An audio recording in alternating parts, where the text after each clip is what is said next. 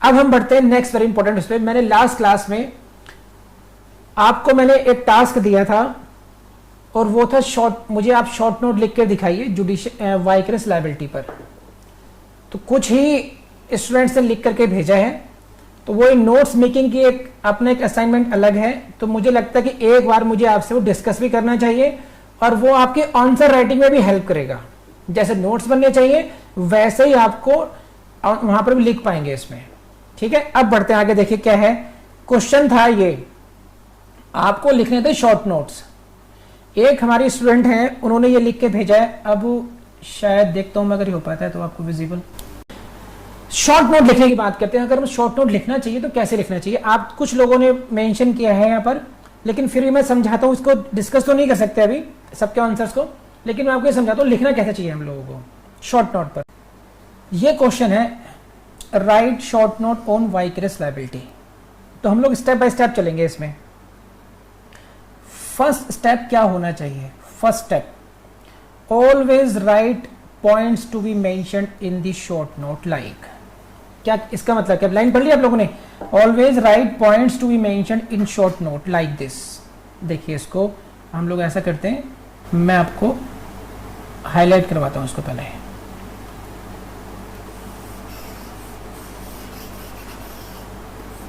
ये जो yellow line है इसको आप देखिएगा, और ये वो रैंडमली लिखी गई है,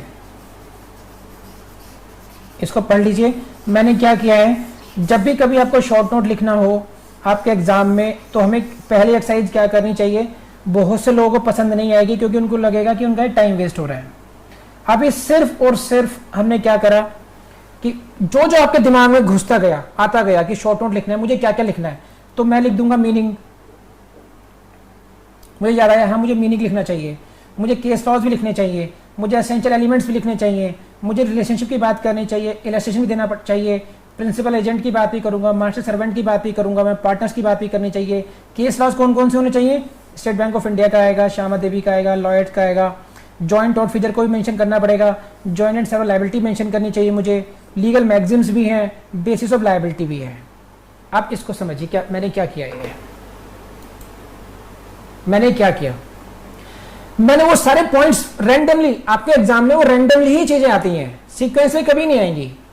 तो कभी भी आप आंसर लिखने जाएंगे तो आपको उस टॉपिक के बारे में क्या क्या पता है, आंख बंद कीजिए, सोचिए और फटाफट लिख डालिए जो जो आपको समझ में आ रहा है। ऐसे समझिए कि आपको अपने छोटे भाई की शिकायत करनी है, वो आपको बहुत तंग करता है, बहुत सारी शिकायतें हैं आपकी, और शाम को पापा जी आएंगे। तो कहीं ऐसा ना हो शाम को केवल इतना ही कह पाओगे जी मुझे बहुत तंग करता है, वरना ये लिखो कहीं कैसे कैसे तंग करता है, कह रहे वो याद नहीं।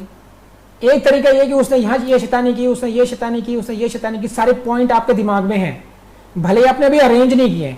तो ये फर्स्ट स्टेप है। फर्स्ट स्टेप में जो कुछ भी आपको लगता है कि वाइकरस लायबिलिटी का आप जानते हैं वो सब लिख लीजिए इसमें।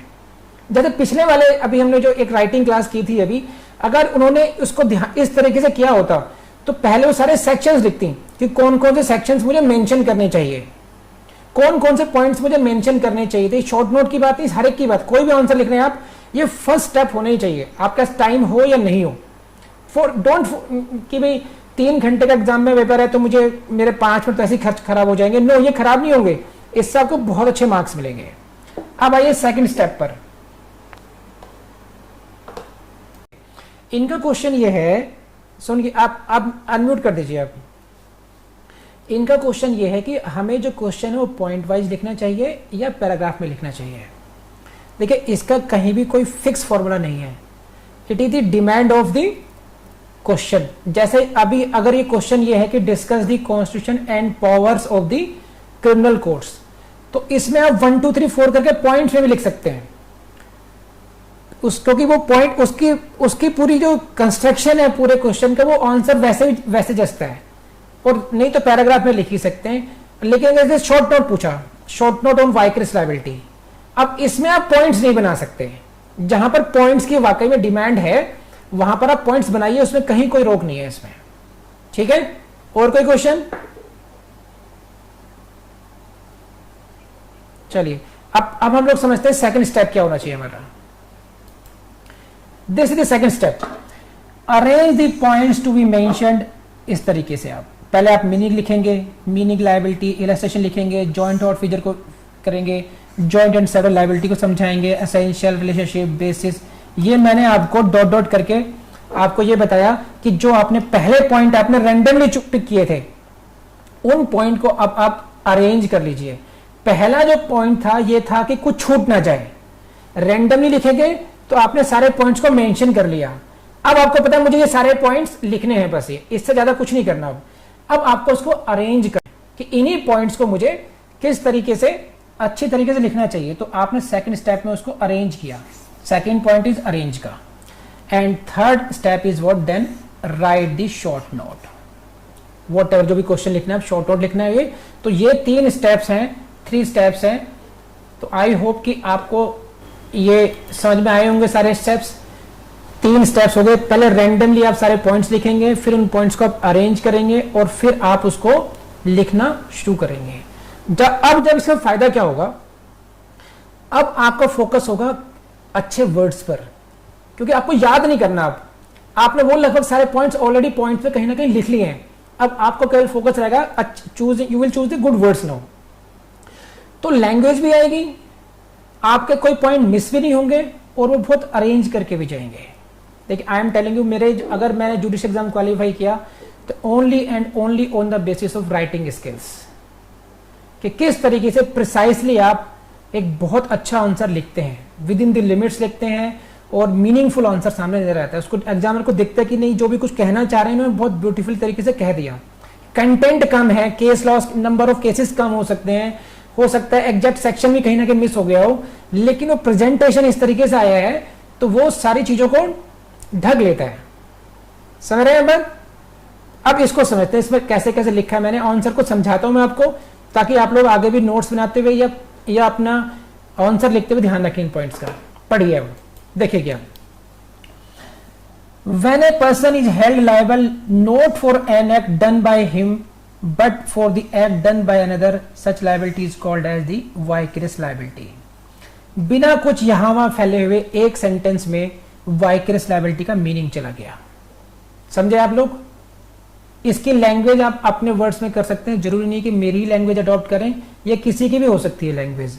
ये पहले उसमें मैंने आपको एक एग्जामिनर के पॉइंट से, क्योंकि हमें शॉर्ट नोट लिखना था, बहुत ज्यादा फैलना नहीं है यहाँ पर अभी, तो पहले ही उसमें मैंने आपको मीनिंग समझा दिया यहाँ पर। अब आगे बढ़ते हैं। Both the persons, that is the person who is committing wrongful act and the person who is being held liable vicariously are called joint tort feasors. तो देखो पहला पॉइंट मीनिंग का चला भेज दिया मैंने एग्जामिनर को, दूसरी बॉल मैंने बता दिया कि देखो मुझे जॉइंट टॉर्ट फीचर भी आता है। एक लाइन बढ़ा, अगली बार उसको एक नया प्रोडक्ट मैंने दे दिया उसको। And there liability is joint and several both, third point I conveyed to him. In such case plaintiff has a choice to sue either of them और टू सू बोथ, ये फोर्थ पॉइंट। तो in these 4 lines you will see that कोई भी line बिखरी भी नहीं है। जो चीज हमें समझानी थी, जो मैंने यहाँ पिक किया था वो मैंने समझा दिया, मीनिंग समझा दिया इसको मैंने यहाँ पर, जॉइंट टॉर्ट फीचर समझा दिया, जॉइंट सेवरल लायबिलिटी समझा दिया मैंने इसको। आप समझ रहे? तो मैंने यहाँ टिक भी कर लिया इसमें अपना कि मेरा कोई पॉइंट मिस तो नहीं हो रहा। ये आ गया। अब आया था उस पॉइंट में क्या था, इलस्ट्रेशन भी देना था मुझे, इलस्ट्रेशन था साहब। अब मैं इलस्ट्रेशन पर आ गया। For example, if A is held liable for wrongful act done by A, liability of A is called vicarious liability, and he is being held liable not for his own wrong but for the wrong of other person, that is B. Both A and B are called joint tort features. Plaintiff had choice either to sue A alone or B alone or both A and B. तो जो मैंने पहले लिखा उसी को मैंने illustration करके साहब को समझा दिया। अब एग्जामिनर साहब के पास कोई रिपीटिशन ऑफ वर्ड्स नहीं गया है, एग्जामिनर के साथ मैंने कोई हवा में बातें नहीं की है, बहुत शॉर्ट में मैक्सिमम इंफॉर्मेशन इस टॉपिक की मैंने उनको दे दी। आपको ऐसा करने की कोशिश करनी है, वो तभी कर पाएंगे जब पहले वाले जो फर्स्ट और सेकंड स्टेप है उसको फोकस करेंगे। अब आगे बढ़िए। अब ये देखिए पैराग्राफ खत्म हुआ, अब ये मैंने डाला connecting word further.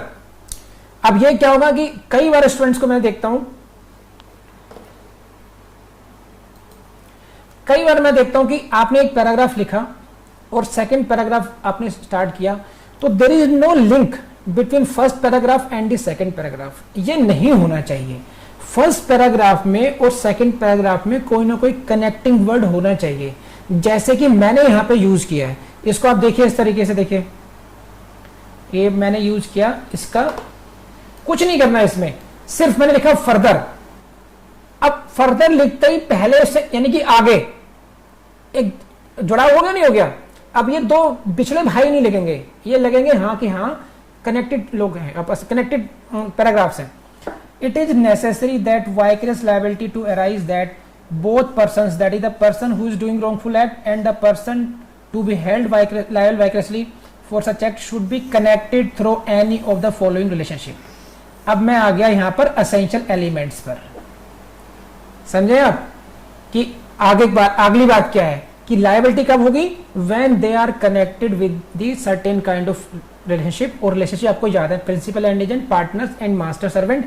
And you will notice here, यहां पर क्योंकि जरूरत थी 1 2 3 करने की, पॉइंट देने की, हम लोगों ने यहां पॉइंट्स दे दिए, समझ रहे हैं आप। Here you give the points and आगे बढ़ेंगे आप। ये नेक्स्ट, अब आपने यहां शुरू कर दिए प्रिंसिपल एंड एजेंट की बात, यहां शुरू कर दिया आपने पढ़ाने। यहां पर a principal can be held liable for the act of his agent the basis, तो यहां पर आगे बात ये बता दिया आपने कि एजेंट के कार्य के लिए प्रिंसिपल को लायबल ठहराया जाता है, लेकिन बेसिस क्या है इसका, basis of such liability is the legal maxim qui facit per alium per se. और यहां पर जो मैंने लिखा था, फिर मैं क्या करूंगा, लीगल मैक्सिम में काट दूंगा यहां पर कि हाँ भी लीगल मैक्सिम को मुझे मेंशन करना था, वो मैंने एक बार को यूज कर लिया। अब मैं इसको देख रहा हूं, अपने जो शॉर्ट नोट मैंने बनाए थे, पॉइंट बनाए थे, उससे मुझे याद आ रहा है कि मुझे लीगल मैगजीन लिखना भूलना नहीं है मुझे, ठीक। तो यहां पर आपकी आ गई लीगल मैगजीन आ गई, इसका मीनिंग आ गया। इसको आप देख पा रहे हैं क्या, मैं थोड़ा और करता हूं, इसको नहीं हो पा रहा, पढ़ पाएंगे वैसे तो। Which means that act of an agent is the act of principal.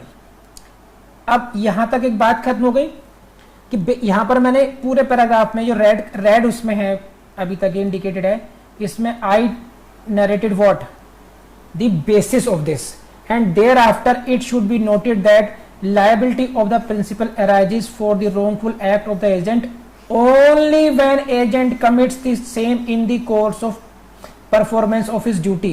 इस लाइन को फॉलो कीजिए। देखिए पहले मैंने बताया था, इससे पहले असेंशियल्स के रूप में क्या बताया था कि रिलेशनशिप होना चाहिए, और जब डिस्कस करके एक असेंशियल एलिमेंट यहां पर मैंने दिया कि तभी होगा लायबल जब ये जो काम है this is during the course of performance of his duty हो, and this legal situation may be explain with the decided cases namely Lloyd. और ये आप प्रेजेंटेशन पे कोशिश कीजिए, देखिए 4-5 लाइनें हैं, इन 4-5 लाइनों में आपको एक भी लाइन रिपीटेड नहीं लगेगी, आपको फालतू नहीं लगेगी, और एक के बाद एक सीक्वेंस है। प्रिंसिपल एजेंट में पहली बात क्या बताई कि लायबल हो सकते हैं, बेसिस क्या होगा और वो कब होगा, कंडीशन क्या है रोंगफुल की। और यहीं पर मैंने बहुत शॉर्ट में बता दिया कि अगर नहीं पढ़ने का मन हो तो भाई 2 केस लॉ है, Lloyd versus Smith and company और स्टेट बैंक ऑफ इंडिया, इनसे एक्सप्लेन कर सकते हैं।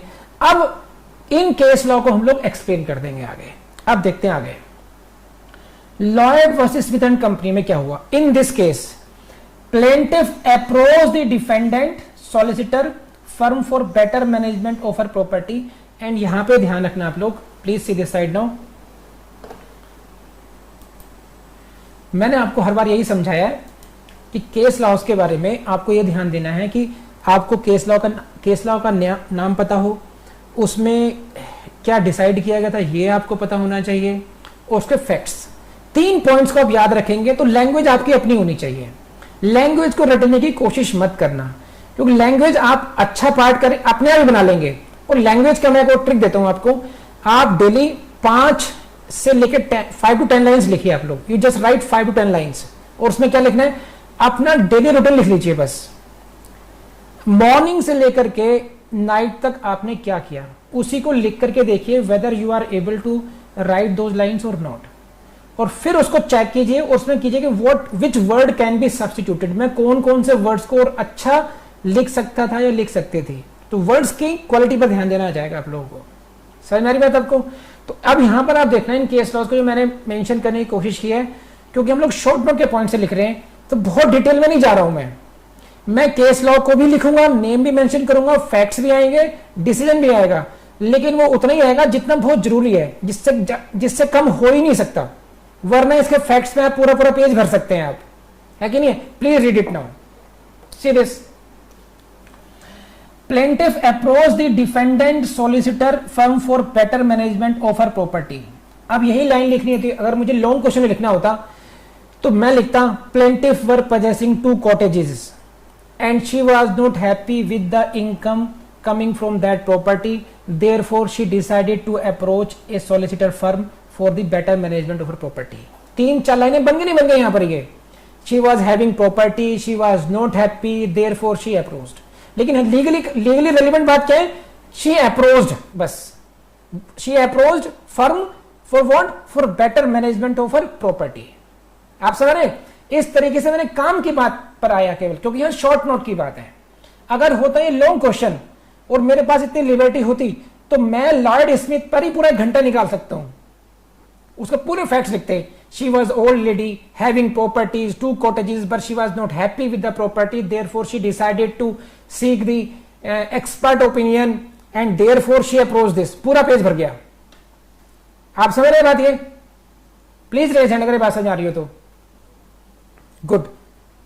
नेक्स्ट देखिए, the managing clerk of the firm, that is agent of the firm, misguided her and caused her to execute gift deed in his favor in disguise of the sale deed, and thereby committed fraud upon her during the course of performance of his duty as agent। ये जो line है आप देखो, please see this, thereby committed fraud during the course of performance of his duty। इसी point को हमें समझाने के लिए इस केस लॉ की जरूरत थी, तो वो मेंशन करना बहुत जरूरी था कि इंपॉर्टेंस क्या है कि during the course of performance उसने ऐसा किया था।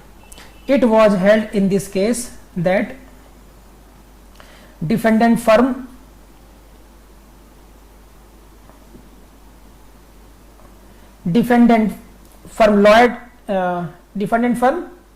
Smith and company was vicarious liable for the tort committed by its agent।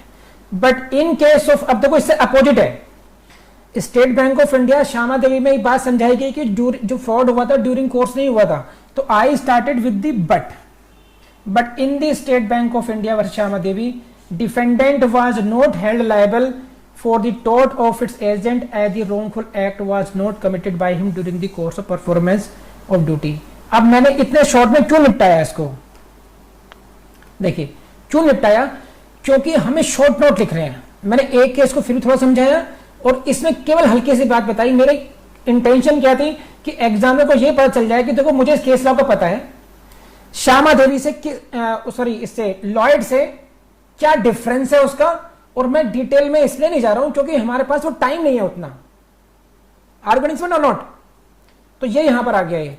And next जो पॉइंट्स बचे थे, पार्टनर्स सिमिलरली करके, similarly partners are vicariously liable for the acts of each other as they act in mutual agency and each partner is the agent of others। 2 लाइनों में partner की बात कर दी और अगली 2-3 लाइनों में मास्टर एंड सर्वेंट की बात कर दी। आप समझ रहे हैं बात ये? तो इस तरीके से यू कैन सी, ये आपको मैंने लिखित रूप में दे दिया है, नोट्स के रूप में है आपके पास, आपका नोट्स के रूप में है। मैंने आपको सारे स्टेप समझा दिए कैसे कैसे अब लिखना चाहिए।